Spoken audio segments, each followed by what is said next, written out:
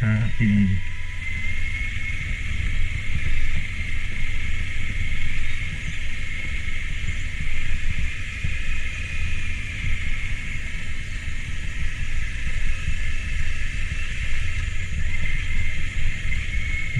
ตกจอกกระดิน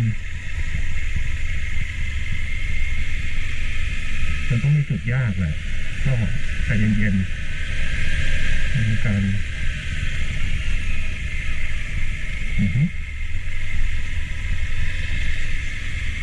พอปิ้งมันนี่คือปิ้งมารอคนใช่ไหมเผื่อคนไม่กล้าเอารถลงจะได้จ้างอ๋อไกลหลบก่อนลูกโอ้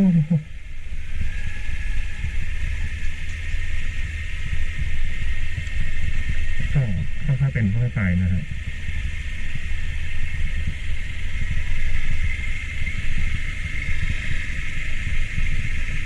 เย็บหล่นลงไปก็เป็นชีพโอเคลากเกียร์หนึ่งมายาวๆนะฮะ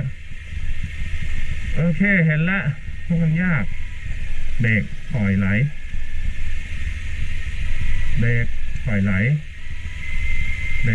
กปล่อยไหลเบรกปล่อยไหลเบรกปล่อยไหลเบรกโอเครอด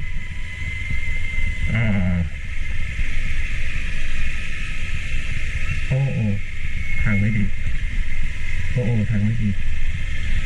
เป็นช่วงที่น้ำไหลผ่านพอดีหน้าปูนโดนตอกออกไปหมดโอเค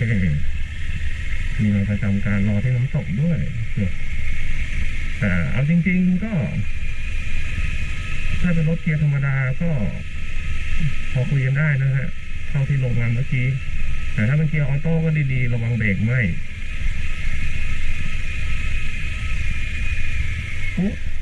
หลุม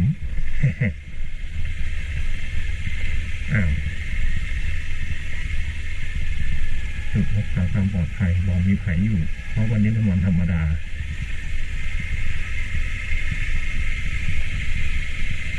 ทางลงลาดชันให้ใช้เกียร์ต่ำ300 เมตรเลยเหรอเขาถึงปล่อยรถลงทีละคันขึ้นทีละคันแล้วมั้งถึงให้มีด่านโอเคเลยเข้าใจแล้ว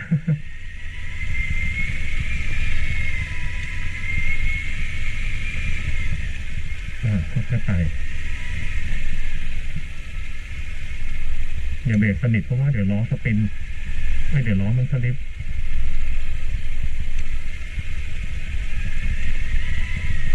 โอเคได้อยู่โอ้โหโอเคแล้วไงเดี๋ยวนะกูต้องเลือกลายดีๆแล้วเดี๋ยวนะโอ้ขาขึ้นไม่ขึ้นที่ทางนู้นนะ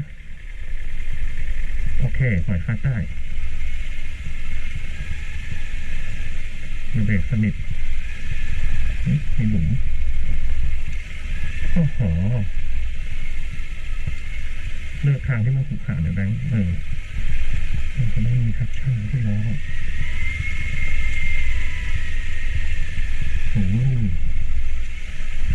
ตอนขึ้นดิก็ขึ้นได้แหละ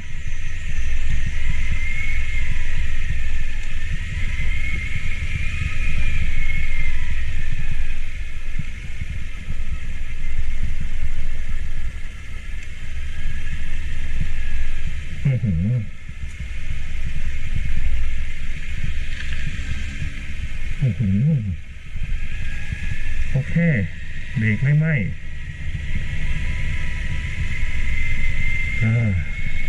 แต่ตอนขึ้น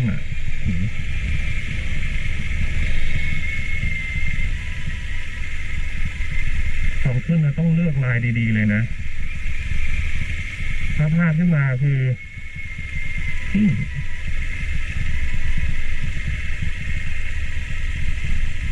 เกียร์หนึ่งได้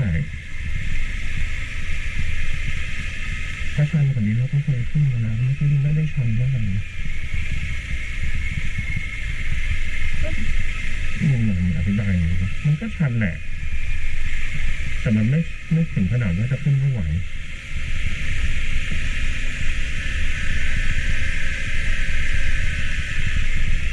โอกาสหน้านี้เขาก็มากันได้พวกคนที่เขาก็ขับมอเตอร์ไซค์มากันตั้งหลายคนมาตั้งแต่สมัยไหน10 ปีก่อน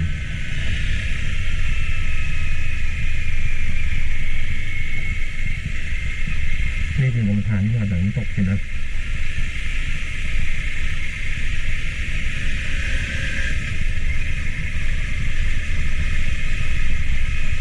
โอ้แคมรี่ลงมาได้เลยไหมนักภาษาอะไรครับขี่แปรดักก่อนไอ้เหี้ยหลอน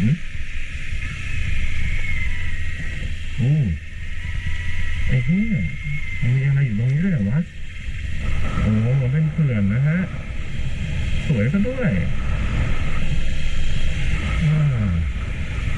นี่ทางตรงนี้ก็คือเป็นทางน้ำออกนะครับ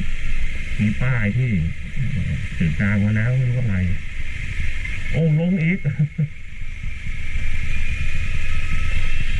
คือเมื่อกี้ที่เบรกบ่อยเพราะไม่อยากลงเร็วมากนะครับพอเวลาลงเร็วมากแล้วเบรกตัวล้อมันสลิปจาก11 โมงแล้วยังไม่ถึงนู่นเลย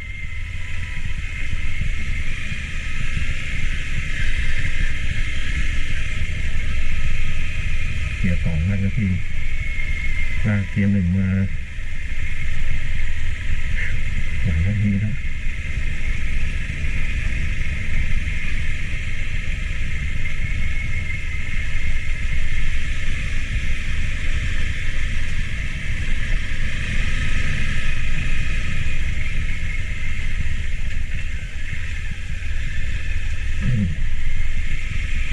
โอเค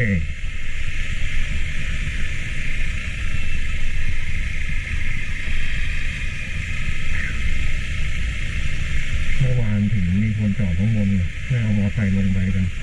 ถึงแล้วจริงๆมันลงมาแล้วมันก็มารอเพื่อนวะโอ้โหถือว่าใกล้ที่หาย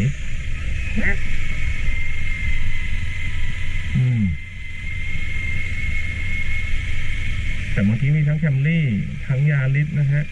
ไอมันยาริสที่สองวะยาริสสิโอ้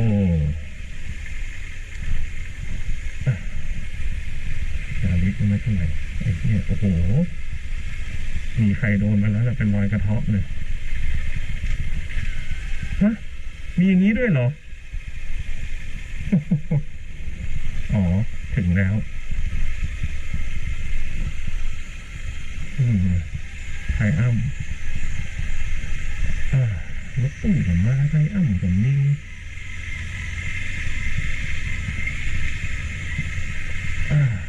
จอดในร่มแล้วกันนะรถขับร้อน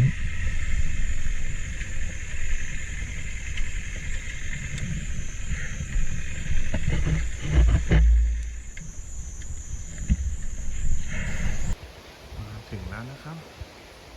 นี่เป็นครั้งที่2ที่มาที่บ้านอีสองนะครับครั้งแรกผมไม่ได้แวะน้ำตกนี้นะเพราะว่าไม่มีใครแวะด้วยมาแต่ญาตินะรอบนี้มาเองได้แวะแล้วนะครับน้ำตกจ๊อกกระดิน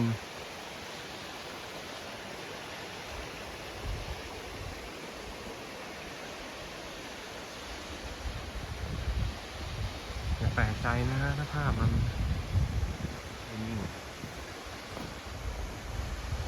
ว่าไม่มีคนมองตอนนี้เป็นเดือนกุมภานะครับแต่ว่าน้ำก็ยังค่อนข้างเยอะอยู่นะฮะไม่น้อยนะฮะจากน้ำปกติแสดงว่ามีน้ำป่าด้วยนะฮะ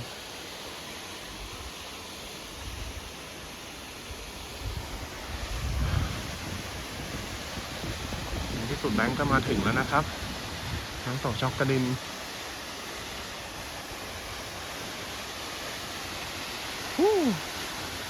สวยมาก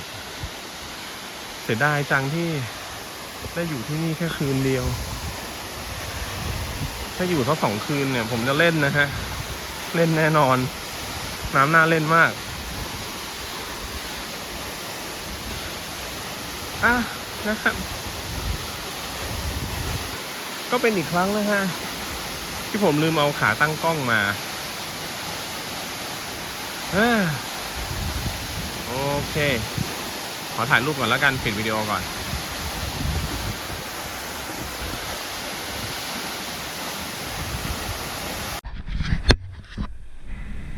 โอเคนะครับขาออกจากน้ำตกเจ้ากระดิ่งไป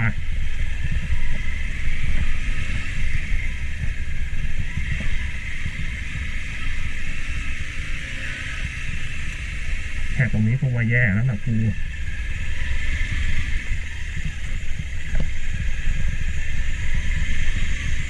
คือถ้าเป็นหน้าฝนไม่แนะนำให้ลงมาเลยนะฮะดินอย่างเงี้ยล้อตะปุยขึ้นไม่ไหวแน่รถยนต์รถกระบะก็น่าจะพอได้แต่มั้งพวกขับสี่ได้โอเคชิดซ้ายขึ้นยาวๆ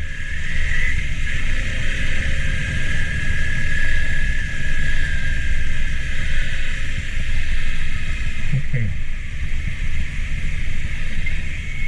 เดี๋ยวจะมีเนินยาวๆให้ขึ้น2 รอบนะฮะรอบละประมาณ300 เมตรจะมีเนินหนึ่งมีอุปสรรคอยู่ตรงกลางฉะนั้นเล็งให้ดีฮะเพราะว่าถ้าพลาดเบรกกลางเนินเนี่ยผมไม่รู้ว่ารถมันจะสปินตัวเองขึ้นไปไหวไหมผมเคยเบรกกลางเนินตอนไปเชียงใหม่หนนึงนะฮะไม่ใช่ดิตอนไปเขาค้อดีที่ตอนนั้นไม่ได้แบกของเยอะเพราะว่าไม่มีเต็นท์ทางก็มีพังมีอะไรบ้างนะฮะ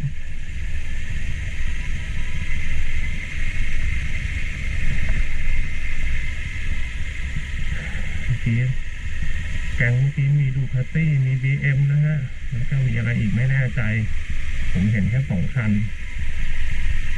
มีแก๊งดูคาตี้กับ BM เขามาด้วยกันเป็นทัวริ่งขนาดใหญ่ฮะตัวพันทั้งคู่แหละน่าจะเป็นพันทั้ง1,200อ่ะผมไม่รู้ผมดูไม่เป็นไม่ได้ไปยืนอ่านรถเขา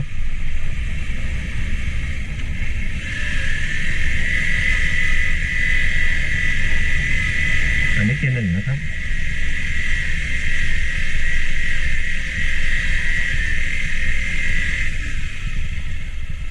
โอเคจริงๆเมื่อกี้น่าจะ2ได้นะสวยครับอยากจอดถ่ายรูปเลยแต่ว่ารีบเอาแค่นี้แล้วกันเนาะด้านล่างมันยังลึกเลยนะครับเป็นเหวเลยถึงแล้วนี่ขึ้นเกียร์ 2ครับ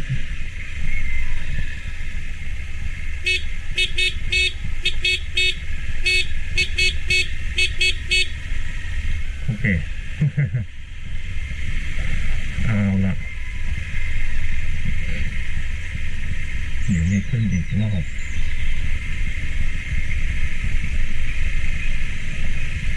น้ำตกเจ้ากระดิ่งเย็นมากนะครับผมชอบมากเลย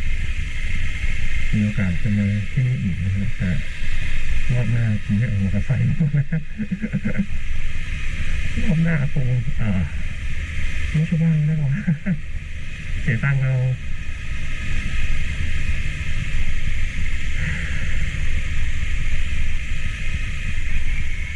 วง2ได้ครับวงนี้ไม่น่ามีอะไรแต่ว่าเล็งดีๆ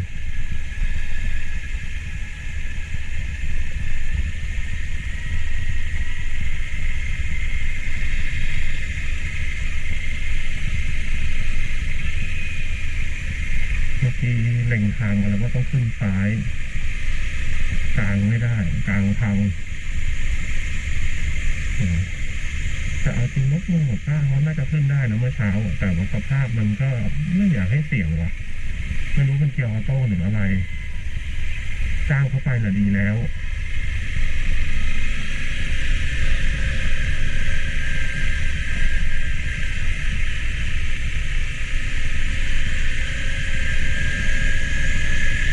หลุมทางอะไรเนี่ยนี่แหละของจริงละ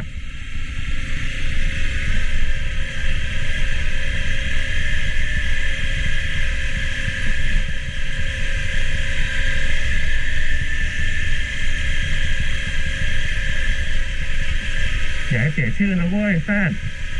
เมื่อกี้มีองค์ DM เขาขึ้นกันได้ต้อง5,000 รอบเองยังเหลืออีกเยอะ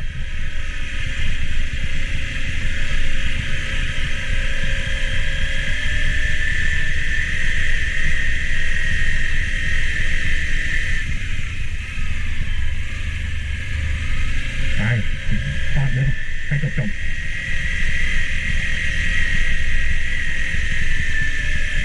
โอเค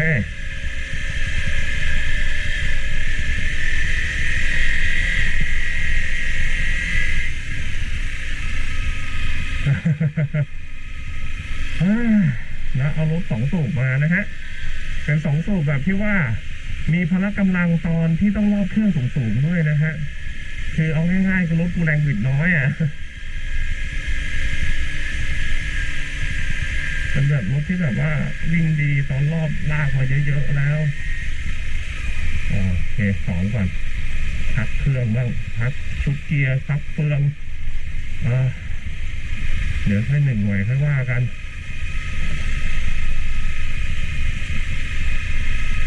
นะฮะต้องใช้คำว่าอย่าให้เส้นทางช่วงแรกๆที่ง่ายๆมันหลอกคุณฮะ อันนี้จะไม่เหมือนตรงเนินช้างศึกนะฮะเนินช้างศึกนี่แม่งวอร์นิ่งเนี่ยทางเข้าเลยฮะแสดงให้เห็นเลยว่ามันดุแค่ไหนเส้นทางแต่ตรงนี้นี่เหมือนแบบอารมณ์แบบหลอกให้คุณตายใจก่อนนะฮะแล้วก็จะหลอกคุณด้วย5,000 รอบกำลังดีได้อยู่ไหวอย่าฝืนจำที่อาจารย์สอนได้ป่ะถ้าไม่ล่างเลสไลน์ยังไงรถก็ไม่พังสวย2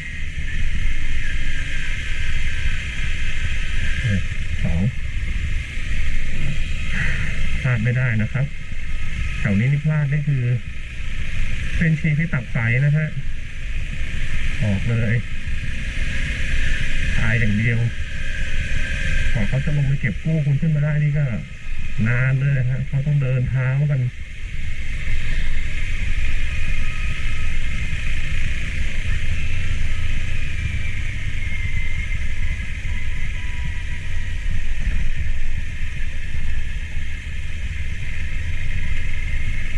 ป้าแก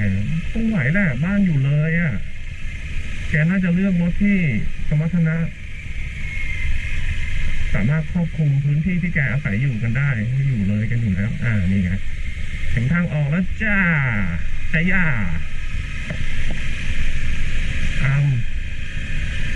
เมื่อกี้เขารีบมาดักก่อนแล้วเผื่อเราจะใช้รถมาใช้บริการเขาละมั้งที่กระบะเมื่อกี้เนี้ยพอเห็นไม่มีใครใช้แกก็กลับ โอเคครับขึ้นถึงแล้วปิดกล้องก่อน